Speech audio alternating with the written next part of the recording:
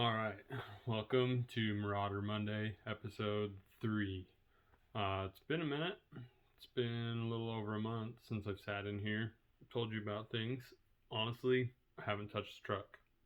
Haven't touched the truck other than setting tools on it to work on other stuff, so no progress there. But down in front of me is disconnected and pulled off the cart. It's one of my welders.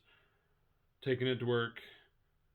Cliff and I are going to go through it, get it tuned up, get it working again so that it can actually start making some progress and put down some welds that are actually good and worth using. Don't have to be just ground back out and redone. So, equipment maintenance is more or less progress right now. Over the last month and a half since I last recorded, went with my family to California for a week and a half. We spent the first couple days in Anaheim, went to the F100 Nationals, and that was just awesome. Seeing all F100, all Ford Truck Show, Southern California. My friend Dustin that I bought my truck from, we always talked about getting trucks done someday, going to drive them long trip, cruise like that, to go to an event like that. And so even though truck's not done, didn't drive a truck, took my family, got to go hang out with them, got to go see a show that I'd always talked about with somebody else and check it out, see trucks from all over the country and from out of the country. Just rad, just totally rad to check out stuff you've been following on Instagram, on Facebook over the years, see it in person, and then still just have that goal of getting something done and get there eventually. Also part of that trip, we stopped in at the new Coast Airbrush store. Pretty cool. They're still unpacking. They're still in the process of moving, getting their new facility set up, but just always cool to go in, check out new products, just rummage through stuff that when you're just browsing through a website, you don't always realize that they have certain things. So cool to check that out. Cool to see how that's coming along. Cool to see some of the artwork that they have on display, finished in their new entryway and showroom that's coming along. Just awesome. Picked up a few things for a project that I'm working on that's going to involve other pinstripers end of September. Some of you know about that, some of you don't. More info coming on that. Following that, what else? I feel like it's been a pretty heavy month for events. Bruno Perry, longtime Stags Car Club member up in Ogden, usually invites as many of the local stripers as he knows out to the Stags Car Club open house car show up in Plain City. Went to that one day. Saturday a couple weeks ago, got to meet up with a bunch of the other local pinstripers, check out some cars, check out what they've been working on, talk about some upcoming projects. So that was pretty cool. Try to go to that one every year because, there's just not a lot of local get-togethers for the pinstripers here in Utah. Really, we don't have Carvention anymore where we had like a big panel jam get-together. There hasn't been a big charity jam at Autorama for over 10 years. And, we've had some other shows. There's Ratfink, that we try not to miss for that reason, just because it's one of the few in this area that we've got a bunch of local artists and from out of state that come. And then this last weekend, went out to the Bonneville Salt Flats with two of my best friends, former co-workers, and that's kind of become an annual tradition of ours to go out there for Speed Week, the opening weekend of Speed Week. Go check out the pits, go check out the starting line, hang out, watch all sorts of different vehicles make passes on the salt, just see other friends from the local hot rod scene, and then go check out the car show at the Nugget at night after everybody moves off the salt for the day when they finish racing. So good time. Bunch of you have seen the picture. I used Instagram filters to kind of amplify that. I am not actually burned, but I do have a nice tan line across my forehead. And everybody's like, oh, why don't you just wear your hat forward like a normal person? And I don't know. I just get to the point where my hair is a little bit too long to spike, and I just put a hat on backwards. And when you're in the paint booth all day, it's a little bit easier to throw a respirator on back and forth over a hat this way, as opposed to pulling it out and over. So that's just why I wear my hat that way. And this always happens. We go to a car show, and then by the time it gets evened out, then we'd have Culture Crash in October. And it just happens all over again. So anyway, there's a nice, we'll call that the Tan Line Stripes by Scotty. Speed Week edition. So anyway, yeah, I'm not burned. It's just a nice tan line. So, anyway, so all sorts of cool events. Went back out the other day with my family. Little boys, see them out on the salt, checking out the cars. They're pretty stoked. We're blessed here in Utah to be close to so many cool different places and events like that. So, anyway, like I said, no real progress on the truck right now. Working on getting some equipment up and going. Taking that to work to get some of that stuff dialed in, and then yeah, waiting for summer to kind of die down with events a little bit and actually spend some time at home. So that said, a lot of time on other people's pinstripe projects, moving that kind of stuff in and out. And they always joke about how the shoemaker's children are the last ones to have shoes that fit, that don't have holes in them. Same deal. Last cars I seem to work on are my own. Fixing cars that drive back and forth to work and whatnot. It's just all encompassing. So anyway, thinking about all that, in the last video I did, I talked about how a lot of the pinstriping I started doing was to get in to do stuff on this truck. And so we'll splice in some videos, because a lot of the early stripes I was doing were with those first couple cans I bought, which were peacock blue, polar white, and then just black one shot. And trying to do designs on like my air cleaner, using that same to outline the valve cover lettering, just doing different things, doing the dashboard. I remember doing like it's not like a radiator, it's a panel that fills in between the grill and the radiator support on the truck. Just early on, trying to do designs on my truck was why I was kind of getting into it. So I have here my first panels that I ever did. So we'll look at these a little bit. We'll zoom in on them. I kind of got this piece of aluminum from my dad, who was working at a sign company for pretty much since I was in junior high. So I got a lot of scrap pieces out of from him that, you know, were too small for them to make signs out of or anything. They got sheared off and too small for them, but perfect for somebody that was practicing some new artwork. So here is my very first design that I pulled with a pinstriping brush. You can tell that there is, I don't even know where to start. This is just so bad. The idea of symmetry is here, but it's just, you can tell that I don't know how to hold the brush at this point. Don't know what the brush will do. There's not a lot of, I mean, like the design kind of flows and has like a little direction this way, but it just really is chicken scratch.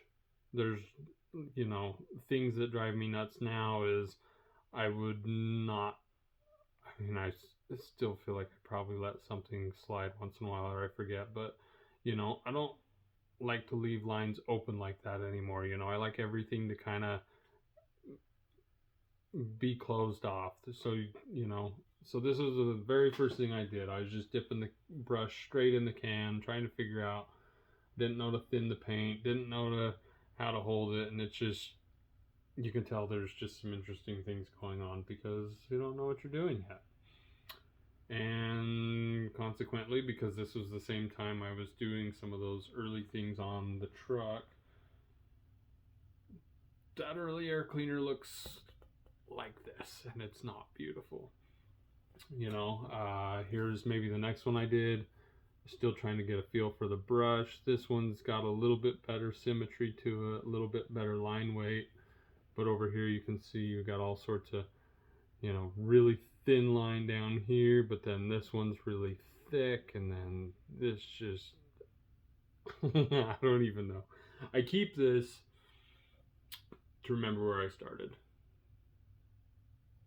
But, this isn't something I would set out and advertise like, oh, hey, check it out, I do pinstriping, want me to do your bike? No, this is absolutely horrible, but this is humbling to remember where you started. So same thing on the back side, got some new colors, kind of thought, all right, let's do something a little different. This one's got kind of a flows to the bottom.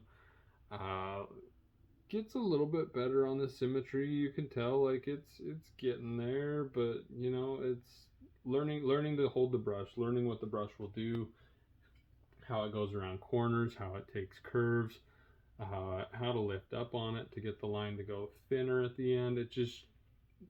This is figuring out how to do that. This is not experience with that. And then this one, we're just gonna just move right past that. We don't even need to talk about that. So, yeah, so I'll splice in some of those pictures from the early engine bay of the truck where you can see my Edelbrock air cleaner and kind of the blue and white lines that go around it. And, it looked cool. And when you're standing from 10 feet away at a car show, it's like, oh, cool, that air cleaner has pinstripes on it. But it wasn't good. But it was mine. And I was proud of it. And I was excited to be making that progress. But at that point in time, it wasn't like I necessarily wanted that on other people's stuff, because I just wasn't that good, wasn't that comfortable with it. Wasn't like, I was still learning, and we'll move on to talk about that in coming weeks, but I had like a car club in high school with a bunch of buddies that were my age, and they gave me the opportunity to learn on their cars a little bit, but I wasn't doing it on the cars. It was kind of more or less like I'd do their air cleaner, or I'd do like a fan shroud, something smaller that was probably going to get repainted anyways. But just that opportunity to start practicing on things that weren't just a flat sheet of metal, something that had curves with it, something that had maybe a body line in it, something that gives you a chance to kind of like, okay, how can I accent this? How can I find something to work around this, and sometimes it's on the car and you're in the engine bay and you're trying to lean on it from the driver's side and then the passenger side. It starts pushing you out of that box of like, oh, hey, I've got this panel. I'm going to pull this line, then I'm going to pull this line. Okay, I did this one, but I'm not very good at doing that line this way, so I'm going to turn it this way and make it easy. So, panel, great. Make it as best you can, but it's not pushing you to learn how to work around body lines, having to stand over a bumper, having to, somebody asks you to do the bottom side of the hood and you're not only leaning over the engine bay, but then you're twisted back this way and it just overhead, actually starting to practice on cars is a game changer, as opposed to just practicing on a flat piece or a flat surface.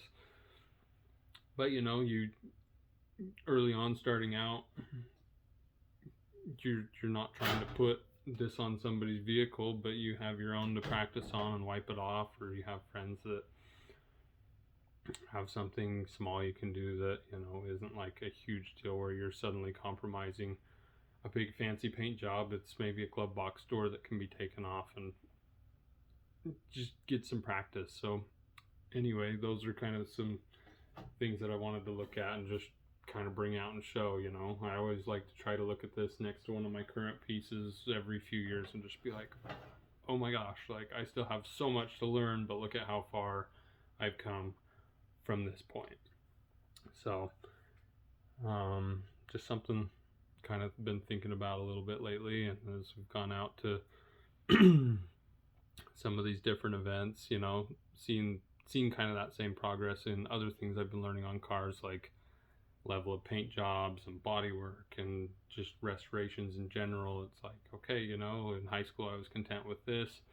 Now I'm looking towards doing something more like this, and I still don't have money to do that. So let's kind of shoot for in here. Um, so yeah, those are kind of hurdles that present themselves with a project as well, and as you're learning a skill. So anyway, those are some thoughts for this week. If you have never been to the Bonneville Salt Flats, it is just, I can try to describe it, but without going and experiencing that, you can't know. You can see pictures, you can see movies, but without actually being there, it's hard to describe. It's hard for you to actually understand. So, but a lot of those different events are things that become like traditions and motivating, and you go and you see finished cars, and that's one thing that my friends and I always talk about. Like I mentioned earlier with the F100 show, it's like next year let's all get something done to drive out here, and then we get busy working on everybody else's stuff and we don't finish our own, but we still cruise out together for the day in one car. So different events like that are motivating and inspiring to continue working on your own thing. And so yeah, baby steps, working towards getting some other stuff in line and done, but something always comes up. And like I said, I have a wife and kids now, so there's just different things there with life and kids starting school and all sorts of different things that I could spend all night in the garage, but there's other parts of just being part of the family and being a dad. It's like, okay, well, this is not going to be an opportunity that's there forever, so trying to be as present as I can in those aspects, but still kind of trying to work towards my own goals as well. So finding that balance and not just letting one totally dominate and take away from the other is also just a learning curve, part of life, I guess. That said, take my kids to some of these events so that, if they decide that they like what dad does, cool. That's family tradition. If they decide, that was cool, we went and did that, it was a family tradition, but that's not me, that's dad, then at least I gave them the opportunity to see what I love and enjoy. And if they want to do something different, at least I put it out there and gave them that opportunity. So something I'm trying to do as a new father. But anyway, last thing I guess I'll share for this week is got some news last week at work. Some big changes coming at work. That's also going to make some shift in responsibility on my workload. So kind of going to be not taking on any new pinstriping work for probably the rest of the year with some of that change. I've got plenty of stuff already in the garage for people that I'm behind on, and that just kind of makes sense right now to kind of push some of that off. I've got a couple other irons in the fire with a pinstriping related event that I'm working on, and a few other things. I have ruffled some feathers and frustrated people in the past when I've told them, yeah, I could probably get to that, and then life just gets in the way. So for the rest of the year, unless I've already got your project in the garage at the house, or that we've talked about it coming up in the next few weeks, gonna refer you to somebody else. And after some of these changes take place at work and I get a little better feel for what's happening, then we can work on getting back into taking some new stuff on. But for now, I just feel like that's a smart move, so that I'm not over committing and promising and under delivering. So just being honest there. And yeah, that's this week. We're coming up on 20 minutes. Thanks for watching.